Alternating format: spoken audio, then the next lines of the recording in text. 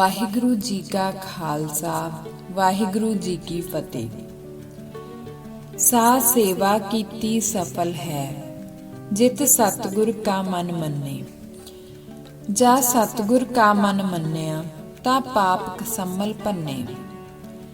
ਧੰਨ ਧੰਨ ਬਾਬਾ ਆਨੰਦ ਸਿੰਘ ਜੀ ਮਹਾਰਾਜ ਬਚਨ ਕਰਿਆ ਕਰਦੇ ਸਨ ਕਿ ਕਿਸੇ ਦੁਖੀ ਬੰਦੇ ਦਾ ਦੁੱਖ ਦੂਰ ਕਰ ਦੇਣਾ ਇਹ ਸਾਧੂ ਲਈ ਕੋਈ ਬਹੁਤੀ ਵੱਡੀ ਗੱਲ ਨਹੀਂ ਹੁੰਦੀ, ਪਰ ਕਿਸੇ ਆਏ ਜਿਗਿਆਸੂ ਦਾ ਪੂਰਾ ਜੀਵਨ ਹੀ ਬਦਲ ਦੇਣਾ, ਉਸ ਨੂੰ ਗੁਰੂ ਵਾਲੇ ਪਾਸੇ ਲਾਉਣਾ, ਇਹ ਇੱਕ ਬਹੁਤ ਚੰਗੀ ਗੱਲ ਹੈ।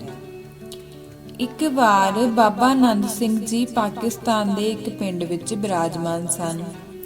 ਜਿੱਥੇ ਵੀ ਬਾਬਾ ਜੀ ਆਸਣ ਲਾਉਂਦੇ ਸਨ, ਭੌਰਾ ਰੂਪੀ ਸੰਗਤਾਂ ਦਰਸ਼ਨ ਕਰਨ ਲਈ ਪਹੁੰਚ ਹੀ ਜਾਂਦੀਆਂ ਸਨ। ਬਾਬਾ ਜੀ ਆਸਣ ਤੇ ਸਮਾਧੀ ਵਿੱਚ ਬੈਠੇ ਸਨ। 10-12 ਮੁੰਡਿਆਂ ਦੀ ਇੱਕ ਟੋਲੀ ਬਾਬਾ ਜੀ ਦੇ ਦਰਸ਼ਨ ਕਰਨ ਲਈ ਆਈ। ਦਰਸ਼ਨ ਕਰਨ ਉਪਰੰਤ ਬਾਬਾ ਜੀ ਦੇ ਚਰਨਾਂ ਵਿੱਚ ਸੇਵਾ ਲਈ ਬੇਨਤੀ ਕੀਤੀ। ਬਾਬਾ ਜੀ ਉਹਨਾਂ ਨੂੰ ਬਚਨ ਕਰਨ ਲੱਗੇ, ਇਸ ਇਕਾਂਤ ਜਗ੍ਹਾ ਤੇ ਕੁਝ ਦਿਨ ਅਸੀਂ ਰੁਕਾਂਗੇ। ਇੱਥੇ ਇੱਕ ਛੋਟਾ ਜਿਹਾ ਭੋਰਾ ਬਣਾ ਦਿਓ। ਹੁਕਮ ਅਨੁਸਾਰ ਉਹ ਮੁੰਡੇ ਭੋਰਾ ਪੁੱਟਣ ਲੱਗੇ। ਭੋਰਾ ਪੁੱਟਦੇ ਅਚਾਨਕ ਹੀ ਇੱਕ ਬਹੁਤ ਵੱਡਾ ਠੂਹਾ ਨਿਕਲ ਆਇਆ। ਸਾਰੇ ਠੂਹੇ ਨੂੰ ਦੇਖ ਕੇ ਰੁਕ ਗਏ। ਬਾਬਾ ਜੀ ਉਹਨਾਂ ਨੂੰ ਪੁੱਛਣ ਲੱਗੇ, ਰੁਕ ਕਿਉਂ ਗਏ? ਸੇਵਾ ਨਹੀਂ ਕਰਦੇ? ਸਾਰੇ ਕਹਿਣ ਲੱਗੇ, ਬਾਬਾ ਜੀ ਬਹੁਤ ਵੱਡਾ ਠੂਹਾ ਨਿਕਲ ਆਇਆ ਹੈ। ਬਾਬਾ ਜੀ ਕਹਿੰਦੇ, ਇਸ ਦੇ ਡੰਗ ਕੋਲੋਂ ਇਸ ਨੂੰ ਘੁੱਟ ਕੇ ਪਕੜ ਲਓ। ਇੱਕ ਲੜਕਾ ਬਾਬਾ ਜੀ ਦਾ ਬਚਨ ਮੰਨ ਕੇ ਅੱਗੇ ਹੋਇਆ। ਉਸਨੇ ਜਿਵੇਂ ਬਾਬਾ ਜੀ ਨੇ ਬਚਨ ਕੀਤਾ ਸੀ ਉਸੇ ਤਰ੍ਹਾਂ ਠੂਹਾ ਹੱਥ ਨਾਲ ਚੁੱਕ ਲਿਆ ਅਤੇ ਬਾਬਾ ਜੀ ਕੋਲ ਲੈ ਕੇ ਆਇਆ। ਬਾਬਾ ਜੀ ਬਹੁਤ ਖੁਸ਼ ਹੋਏ ਤੇ ਬਚਨ ਕੀਤਾ ਕਿ ਇਸ ਨੂੰ ਦੂਰ ਘਾਹ ਵਿੱਚ ਛੱਡ ਦਿਓ। ਉਸ ਲੜਕੇ ਨੇ ਇਸੇ ਤਰ੍ਹਾਂ ਹੀ ਕੀਤਾ। ਜਦੋਂ ਉਹ ਠੂਹੇ ਨੂੰ ਛੱਡ ਕੇ ਵਾਪਸ ਆਇਆ ਤਾਂ ਬਾਬਾ ਜੀ ਉਸ ਨੂੰ ਪੁੱਛਣ ਲੱਗੇ ਕਿ ਠੂਹੇ ਨੇ ਤੇਰੇ ਡੰਗ ਤਾਂ ਨਹੀਂ ਮਾਰਿਆ? ਉਹ ਕਹਿੰਦਾ, ਜੀ ਨਹੀਂ। ਹੁਣ ਬਾਬਾ ਜੀ ਉਸ ਨੂੰ ਪੁੱਛਣ ਲੱਗੇ, ਕਾਕਾ ਤੇਰਾ ਨਾਮ ਕੀ ਹੈ? ਉਹ ਲੜਕਾ ਕਹਿੰਦਾ, ਜੀ ਦੀਵਾਨ ਚੰਦ। ਬਾਬਾ ਜੀ ਕਹਿੰਦੇ, ਤੇਰੇ ਪਿਓ ਦਾਦੇ ਦਾ ਕੀ ਨਾਮ ਹੈ? ਜਦੋਂ ਦੀਵਾਨ ਚੰਦ ਨੇ ਆਪਣੇ ਬਾਬੇ ਦੇ ਬਾਬੇ ਦਾ ਨਾਮ ਦੱਸਿਆ ਤਾਂ ਉਹਨਾਂ ਦੇ ਨਾਮ ਦੇ ਨਾਲ ਸਿੰਘ ਲਾਇਆ। ਬਾਬਾ ਜੀ ਬਚਨ ਕਰਨ ਲੱਗੇ, ਹੈ ਤਾਂ ਤੁਸੀਂ ਸਿੰਘਾਂ ਦੀ ਹੀ ਅੰਸ਼ ਵਿੱਚੋਂ, ਅੱਜ ਤੋਂ ਬਾਅਦ ਕੇਸ ਨਹੀਂ ਕਟਵਾਉਣੇ। ਭਾਵ ਕਿ ਬਾਬਾ ਜੀ ਨੇ ਉਸ ਨੂੰ ਅੰਮ੍ਰਿਤ ਛਕਣ ਦੀ ਪ੍ਰੇਰਣਾ ਕੀਤੀ। ਦੀਵਾਨ ਚੰਦ ਨੇ ਸਤ ਬਚਨ ਕੀਤਾ, ਮਨ ਵਿੱਚ ਪੱਕਾ ਇਰਾਦਾ ਬਣਾ ਲਿਆ ਕਿ ਅੱਜ ਤੋਂ ਬਾਅਦ ਮੈਂ ਕੇਸ ਨਹੀਂ ਕਟਵਾਉਣੇ। ਸਮਾਂ ਬੀਤਦਾ ਗਿਆ। ਦੀਵਾਨ ਚੰਦ ਬਾਬਾ ਜੀ ਦੀ ਸੰਗਤ ਕਰਦਾ ਰਿਹਾ। ਫਿਰ ਇੱਕ ਦਿਨ ਘਰੇ ਕੰਮ ਕਰਦੇ ਹੋਏ ਦੀਵਾਨ ਚੰਦ ਕੋਲੋਂ ਕੁਝ ਗਲਤੀ ਹੋ ਗਈ। ਉਸਦੇ ਪਿਤਾ ਜੀ ਗੁੱਸੇ ਵਿੱਚ ਆ ਕੇ ਦੀਵਾਨ ਚੰਦ ਨੂੰ ਕੇਸ ਕਤਲ ਕਰਨ ਲਈ ਲੈ ਗਏ। ਦੀਵਾਨ ਚੰਦ ਨੇ ਪਿਤਾ ਜੀ ਦੇ ਬਹੁਤ ਤਰਲੇ ਮਿੰਨਤਾਂ ਕੱਢੇ ਕਿ ਮੇਰੇ ਕੇਸ ਕਤਲ ਨਾ ਕਰਵਾਓ, ਪਰ ਗੁੱਸੇ ਵਿੱਚ ਪਿਤਾ ਜੀ ਨੇ ਉਸਦੀ ਇੱਕ ਵੀ ਗੱਲ ਨਾ ਸੁਣੀ।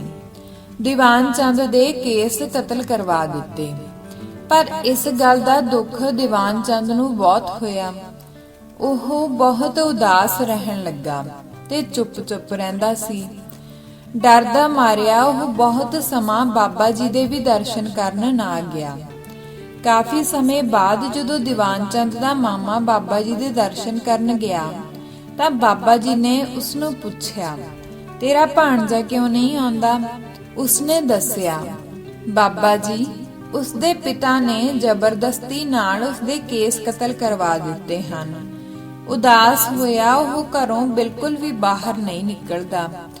ਫਿਰ ਇੱਕ ਦਿਨ ਦੀਵਾਨ ਸਿੰਘ ਰਾਤ ਨੂੰ ਸੁੱਤਾ ਪਿਆ ਸੀ।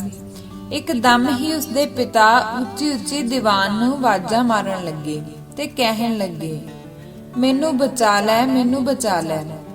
ਉਹ ਇੱਕਦਮ ਉੱਠਿਆ ਅਤੇ ਆਪਣੇ ਪਿਤਾ ਜੀ ਵੱਲ ਭੱਜਿਆ ਤੇ ਜਾ ਕੇ ਪੁੱਛਿਆ, ਕੀ ਹੋਇਆ ਹੈ? ਉਸਦੇ ਪਿਤਾ ਜੀ ਕਹਿਣ ਲੱਗੇ, ਇੱਕ ਸ਼ੇਰ ਮੇਰੇ ਢਿੱਡ ਤੇ ਚੜ ਗਿਆ ਸੀ। ਉਸਨੇ ਮੇਰੇ ਢਿੱਡ ਤੇ ਨੌਂਦਰਾਂ ਮਾਰੀਆਂ।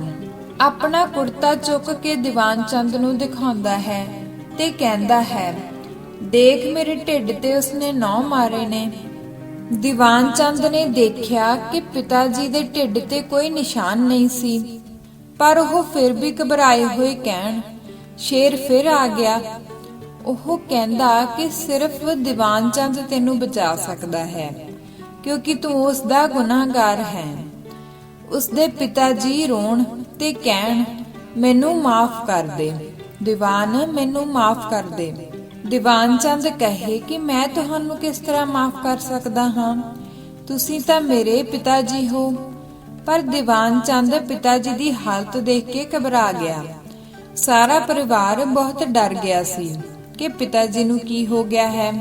ਇੰਨੇ ਨੂੰ ਉਸਦਾ ਮਾਮਾ ਆ ਗਿਆ। ਉਸ ਨੂੰ ਦੇਖ ਕੇ ਮਾਤਾ ਦਾ ਰੋਣਾ ਨਿਕਲ ਗਿਆ, ਕਿਉਂਕਿ ਪਿਤਾ ਜੀ ਦੀ ਹਾਲਤ ਪਾਗਲਾਂ ਵਰਗੀ ਹੋਈ ਪਈ ਸੀ। ਦੀਵਾਨ ਚੰਦ ਵੀ ਦੇਖ ਬਹੁਤ ਉਦਾਸ ਹੋਇਆ।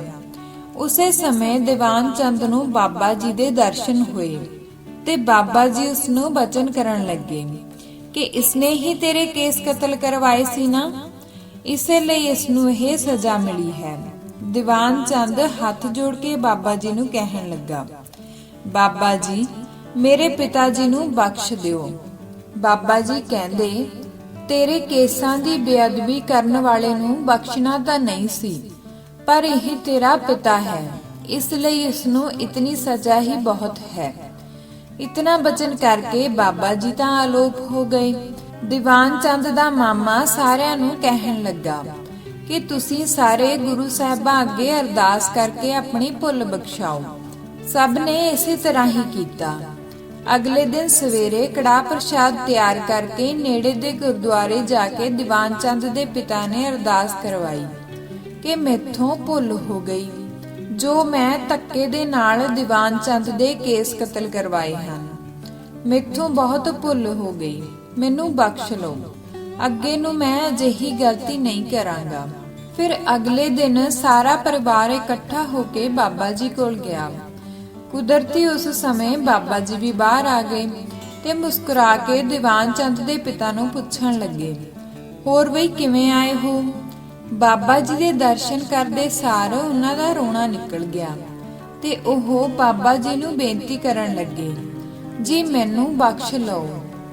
ਬਾਬਾ ਜੀ ਉਸ ਨੂੰ ਬਚਨ ਕਰਨ ਲੱਗੇ ਕਿ ਅੱਗੇ ਨੂੰ ਐਸੀ ਗਲਤੀ ਨਹੀਂ ਕਰਨੀ। ਇਸ ਤਰ੍ਹਾਂ ਬਾਬਾ ਜੀ ਨੇ ਦੀਵਾਨ ਚੰਦ ਨੂੰ ਦੀਵਾਨ ਸਿੰਘ ਬਣਾਇਆ। ਫਿਰ ਹੋਰ ਵੀ ਵੱਧ ਚੜ ਕੇ ਦੀਵਾਨ ਸਿੰਘ ਸੇਵਾ ਕਰਦਾ ਰਿਹਾ। ਬਾਬਾ ਜੀ ਦੀ ਇਤਨੀ ਮਿਹਰ ਉਸ ਪਰਿਵਾਰ ਤੇ ਵਰਤੀ ਕਿ ਦੀਵਾਨ ਸਿੰਘ ਹੁਣੀ ਜਿੰਨੇ ਵੀ ਭਰਾ ਸਨ, ਸਭ ਦੇ ਹੀ ਬੱਚੇ ਗੁਰਸਿੱਖ ਹੋਏ। ਇੱਕ ਉਹਨਾਂ ਦੀ ਭੈਣ ਸੀ। ਜਦੋਂ ਦੀਵਾਨ ਸਿੰਘ ਦੀ ਭੈਣ ਦਾ ਰਿਸ਼ਤਾ ਹੋਇਆ ਤਾਂ ਮੰਗਣੀ ਹੋਣ ਤੋਂ ਕੁਝ ਸਮਾਂ ਬਾਅਦ ਉਸ ਨੂੰ ਵਾਲ ਝੜਨ ਦਾ ਰੋਗ ਹੋ ਗਿਆ। ਜਦੋਂ ਦੀਵਾਨ ਸਿੰਘ ਕੰਮ ਤੋਂ ਘਰ ਵਾਪਸ ਆਇਆ ਤਾਂ ਉਸ ਦੀ ਭੈਣ ਰੋ ਰਹੀ ਸੀ। ਰੋਂਦੀ ਭੈਣ ਨੂੰ ਉਸਨੇ ਰੋਣ ਦਾ ਕਾਰਨ ਪੁੱਛਿਆ। ਭੈਣ ਨੇ ਸਿਰ ਤੋਂ ਦੁਪੱਟਾ ਲਾ ਕੇ ਆਪਣੇ ਭਰਾ ਨੂੰ ਕੇਸਾਂ ਵਿੱਚ ਹੱਥ ਫੇਰ ਕੇ ਦਿਖਾਇਆ ਤੇ ਕਿਹਾ ਕਿ ਮੇਰੇ ਕੇਸ ਝੜਨ ਲੱਗ ਗਏ ਹਨ। ਉਸੇ ਸਮੇਂ ਹੀ ਉਸਦੇ ਹੱਥ ਵਿੱਚ ਬਹੁਤ ਸਾਰੇ ਕੇਸ ਝੜ ਕੇ ਆ ਗਏ। ਇਹ ਦੇਖ ਕੇ ਦੀਵਾਨ ਸਿੰਘ ਚੁੱਪ ਕਰ ਗਿਆ ਤੇ ਕੁਝ ਉਦਾਸ ਵੀ ਹੋ ਗਿਆ, ਕਿਉਂਕਿ ਮਨ ਵਿੱਚ ਡਰ ਸੀ ਕਿ ਕਿਧਰੇ ਕਿਸੇ ਕਾਰਨ ਕਰਕੇ ਭੈਣ ਦਾ ਰਿਸ਼ਤਾ ਨਾ ਟੁੱਟ ਜਾਵੇ। ਅਗਲੇ ਦਿਨ ਜਦੋਂ ਦੀਵਾਨ ਸਿੰਘ ਪਾਠ ਕਰ ਰਿਹਾ ਸੀ, ਪਾਠ ਕਰਨ ਉਪਰੰਤ ਭੈਣ ਦੀਵਾਨ ਸਿੰਘ ਨੂੰ ਕਹਿਣ ਲੱਗੀ, ਵੀਰ ਜੀ ਤੁਸੀਂ ਆਪਣੇ ਕੇਸ ਮੈਨੂੰ ਦੇ ਦਿਓ, ਤੁਹਾਡਾ ਤਾਂ ਪੱਗ ਬੰਨਣ ਕਾਰਨ ਸਰ ਜਾਵੇਗਾ। ਜੇਕਰ ਮੇਰੇ ਸਹੁਰੇ ਪਰਿਵਾਰ ਨੂੰ ਪਤਾ ਲੱਗ ਗਿਆ ਤਾਂ ਕਿਧਰੇ ਰਿਸ਼ਤਾ ਹੀ ਨਾ ਟੁੱਟ ਜਾਵੇ। ਦੀਵਾਨ ਸਿੰਘ ਵੀ ਰਾਜੀ ਹੋ ਗਿਆ। ਫਿਰ ਪਰਿਵਾਰ ਨੇ ਕੜਾਹ ਪ੍ਰਸ਼ਾਦ ਤਿਆਰ ਕਰਕੇ ਬਾਬਾ ਜੀ ਦੇ ਚਰਨਾਂ ਵਿੱਚ ਅਰਦਾਸ ਕਰ ਦਿੱਤੀ। ਉਸ ਤੋਂ ਉਪਰੰਤ ਦੀਵਾਨ ਸਿੰਘ ਤਾਂ ਕਿਸੇ ਹੋਰ ਪਿੰਡ ਵਿੱਚ ਕੰਮ ਚਲਾ ਗਿਆ।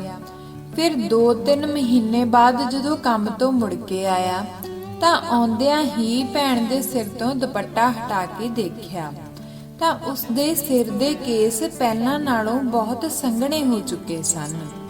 ਪਰ ਹੌਲੀ-ਹੌਲੀ ਫਿਰ ਦੀਵਾਨ ਸਿੰਘ ਦੇ ਸਿਰ ਦੇ ਕੇਸ ਝੜਨੇ ਸ਼ੁਰੂ ਹੋ ਗਏ। ਉਸਨੇ ਬਹੁਤ ਵੈਦਾਂ ਹਕੀਮਾਂ ਨੂੰ ਦਿਖਾਇਆ, ਪਰ ਫਿਰ ਵੀ ਉਸਨੂੰ ਕੁਝ ਫਰਕ ਨਾ ਪਿਆ। ਫਿਰ ਉਸਦੇ ਮਨ ਵਿੱਚ ਡਰ ਵੀ ਆਉਣ ਲੱਗਾ ਕਿ ਕਿਤੇ ਮੇਰੀ ਦਾੜੀ ਦੇ ਵੀ ਕੇਸ ਨਾ ਝੜਨ ਲੱਗ ਜਾਣ। ਕੁਝ ਦਿਨਾਂ ਬਾਅਦ ਜਦੋਂ ਉਹ ਬਾਬਾ ਜੀ ਦੇ ਦਰਸ਼ਨ ਕਰਨ ਗਿਆ ਤਾਂ ਬਾਬਾ ਜੀ ਉਸਦੇ ਜਾਂਦਿਆਂ ਹੀ ਉਸਨੂੰ ਬਚਨ ਕਰਨ ਲੱਗੇ, ਦੀਵਾਨ ਸਿੰਘ, ਕੀ ਹੋ ਗਿਆ ਹੈ? ਨਾਲੇ ਤਾਂ ਗੁਰੂ ਸਾਹਿਬਾਂ ਅੱਗੇ ਅਰਦਾਸ ਕੀਤੀ ਹੈ ਤੇ ਨਾਲੇ ਹੁਣ ਡਰਦਾ ਹੈ। ਦੀਵਾਨ ਸਿੰਘ ਕਹਿੰਦਾ, ਬਾਬਾ ਜੀ, ਮੈਂ ਦਾੜੇ ਕਰਕੇ ਡਰਦਾ ਹਾਂ। ਬਾਬਾ ਜੀ ਕਹਿੰਦੇ, ਕੋਈ ਫਿਕਰ ਨਾ ਕਰੋ, ਤੇਰੇ ਦਾੜੇ ਨੂੰ ਕੁਝ ਨਹੀਂ ਹੋਵੇਗਾ। ਬਾਬਾ ਜੀ ਦਾ ਬਚਨ ਸੁਣ ਕੇ ਦੀਵਾਨ ਸਿੰਘ ਬੇਫਿਕਰ ਹੋ ਗਿਆ। ਉਧਰ ਦੀਵਾਨ ਸਿੰਘ ਦੀ ਭੈਣ ਦੇ ਸਹੁਰਿਆਂ ਤੱਕ ਵੀ ਖਬਰ ਪਹੁੰਚ ਗਈ ਕਿ ਲੜਕੀ ਨੂੰ ਵਾਲ ਝੜਨ ਦਾ ਰੋਗ ਹੋ ਗਿਆ ਹੈ। ਫਿਰ ਉਸਦੇ ਸਹੁਰੇ ਪਰਿਵਾਰ ਵਿੱਚੋਂ ਇੱਕ ਬੀਬੀ ਬਹਾਨੇ ਨਾਲ ਦੇਖਣ ਵੀ ਆਈ, ਪਰ ਉਸਨੂੰ ਅਜਿਹਾ ਕੁਝ ਵੀ ਮਾਲੂਮ ਨਹੀਂ ਹੋਇਆ। ਫਿਰ ਵਿਆਹ ਤੋਂ ਬਾਅਦ ਉਸਦੇ ਸਹੁਰੇ ਪਰਿਵਾਰ ਨੇ ਕਈ ਵਾਰ ਉਸਨੂੰ ਪੁੱਛਿਆ ਤੇ ਇੱਕ ਦਿਨ ਉਹ ਕਹਿਣ ਲੱਗੀ ਕਿ ਮੈਂ ਕਿਸੇ ਦਿਨ ਜ਼ਰੂਰ ਹੀ ਆਪ ਜੀ ਨੂੰ ਸਾਰੀ ਬਾਤ ਦੱਸਾਂਗੀ। ਫਿਰ ਜਦੋਂ ਦੀਵਾਨ ਸਿੰਘ ਉਸਨੂੰ ਸਹੁਰੇ ਮਿਲਣ ਗਿਆ ਤਾਂ ਭੈਣ ਨੇ ਸਾਰੀ ਬਾਤ ਆਪਣੇ ਸਹੁਰੇ ਪਰਿਵਾਰ ਨੂੰ ਸੁਣਾਈ। ਦੀਵਾਨ ਸਿੰਘ ਨੇ ਆਪਣੀ ਪੱਗ ਲਾ ਕੇ ਵੀ ਉਹਨਾਂ ਨੂੰ ਦਿਖਾਈ। ਸਾਰੇ ਹੈਰਾਨ ਹੋ ਗਏ ਤੇ ਆਪ ਮੁਹਾਰੇ ਹੀ ਸਭ ਦੇ ਮੁਖ ਵਿੱਚੋਂ ਨਿਕਲ ਗਿਆ, ਧੰਨ ਧੰਨ ਬਾਬਾ ਆਨੰਦ ਸਿੰਘ ਜੀ। ਉਪਰੰਤ ਉਸ ਲੜਕੀ ਦੇ ਸਾਰੇ ਪਰਿਵਾਰ ਨੇ ਵੀ ਜਾ ਕੇ ਬਾਬਾ ਜੀ ਦੇ ਦਰਸ਼ਨ ਕੀਤੇ ਤੇ ਸਦਾ ਲਈ ਬਾਬਾ ਜੀ ਦੇ ਮੁਰੀਦ ਹੋ ਗਏ। ਸੋ ਜਿਸਨੇ ਵੀ ਬਾਬਾ ਜੀ ਦਾ ਬਚਨ ਕਮਾਇਆ, ਉਸਦੀ ਫਿਰ ਕਦੇ ਕਿਤੇ ਵੀ ਹਾਰ ਨਹੀਂ ਹੋਈ। ਜੇ ਕਿਸੇ ਦੇ ਕੇਸ ਥੋੜੇ ਹੋਣ ਤਾਂ ਫਿਰ ਹੋਰ ਕੇਸਾਂ ਦੀ ਦਾਤ ਕਿਸ ਤਰ੍ਹਾਂ ਮਿਲੇ? ਜਾਂ ਫਿਰ ਕਈਆਂ ਦੇ ਮੂੰਹ ਤੇ ਵੀ ਕੇਸ ਬਹੁਤ ਆ ਜਾਂਦੇ ਹਨ, ਉਹ ਵੀ ਪਰੇਸ਼ਾਨ ਹੁੰਦੇ ਹਨ। ਗਿਆਨੀ ਠਾਕੁਰ ਸਿੰਘ ਜੀ ਦੱਸਦੇ ਹਨ ਕਿ ਇੱਕ ਵਾਰ ਸੰਤ ਜਰਨੈਲ ਸਿੰਘ ਜੀ ਕੋਲ ਕੁਝ ਸਿੰਘ ਆਏ। ਬਾਬਾ ਜੀ ਉਹਨਾਂ ਨੂੰ ਕਹਿੰਦੇ ਕਿ ਤੇਰੇ ਨਾਲ ਦੇ ਸਿੰਘਾਂ ਨੇ ਤਾਂ ਦਾੜੇ ਪ੍ਰਕਾਸ਼ ਕੀਤੇ ਹੋਏ ਹਨ, ਪਰ ਤੂੰ ਕੱਲਾ ਹੀ ਦਾੜੀ ਬੰਨੀ ਬੈਠਾ ਹੈ। ਉਹ ਕਹਿੰਦਾ, ਬਾਬਾ ਜੀ, ਮੇਰੇ ਇੱਕ ਪਾਸੇ ਦਾੜਾ ਹੈ ਤੇ ਦੂਜੇ ਪਾਸੇ ਨਹੀਂ, ਇਸ ਲਈ ਮੈਂ ਇਧਰੋਂ ਅੱਧੀ ਦਾੜੀ ਦੂਜੇ ਪਾਸੇ ਚਿਪਕਾ ਲੈਂਦਾ ਹਾਂ ਵੀ ਲੱਗੇ ਕਿ ਦੋਨੋਂ ਪਾਸੇ ਹੀ ਦਾੜੀ ਹੈ। ਉਹ ਕਹਿੰਦਾ, ਜੀ ਕਿਰਪਾ ਕਰ ਦਿਓ ਜਾਂ ਤਾਂ ਦਾੜੀ ਆ ਜਾਵੇ। ਬਾਬਾ ਜੀ ਕਹਿੰਦੇ, ਦਰਬਾਰ ਸਾਹਿਬ ਜਦੋਂ ਅੰਦਰ ਐਂਟਰ ਹੁੰਦੇ ਹਾਂ ਤਾਂ ਥੱਲੇ ਜਿਹੜਾ ਮੈਟ ਪਿਆ ਹੁੰਦਾ ਹੈ ਉਸ ਦੇ ਥੱਲੋਂ ਚਰਨ ਧੂੜ ਚੱਕ ਕੇ ਦਾੜੀ ਤੇ ਲਾ ਲਵੀਂ, ਦਾੜਾ ਆ ਜਾਵੇਗਾ। ਗਿਆਨੀ ਜੀ ਕਹਿੰਦੇ, ਸੁਖਮਨੀ ਸਾਹਿਬ ਦਾ ਪਾਠ ਕਰਨ ਲੱਗੇ ਕੋਲ ਇੱਕ ਗਲਾਸ ਜਲ ਰੱਖ ਲਓ, ਜਿੱਥੇ ਕੇਸ ਨਹੀਂ ਆਉਂਦੇ ਉਹ ਜਲ ਉੱਥੇ ਲਗਾ ਲਓ, ਫਿਰ ਕੇਸ ਆ ਜਾਂਦੇ ਹਨ। ਇਸੇ ਤਰ੍ਹਾਂ ਗਿਆਨੀ ਠਾਕੁਰ ਸਿੰਘ ਜੀ ਦੱਸਦੇ ਹਨ ਕਿ 1.25 ਲੱਖ ਮੂਲ ਮੰਤਰ ਦਾ ਜਾਪ ਕਰਕੇ ਜੋ ਮਰਜ਼ੀ ਮੰਗ ਲਵੋ, ਸਭ ਕੁਝ ਮਿਲ ਜਾਂਦਾ ਹੈ। ਵਾਹਿਗੁਰੂ ਜੀ ਕਾ ਖਾਲਸਾ, ਵਾਹਿਗੁਰੂ ਜੀ ਕੀ ਫਤਿਹ।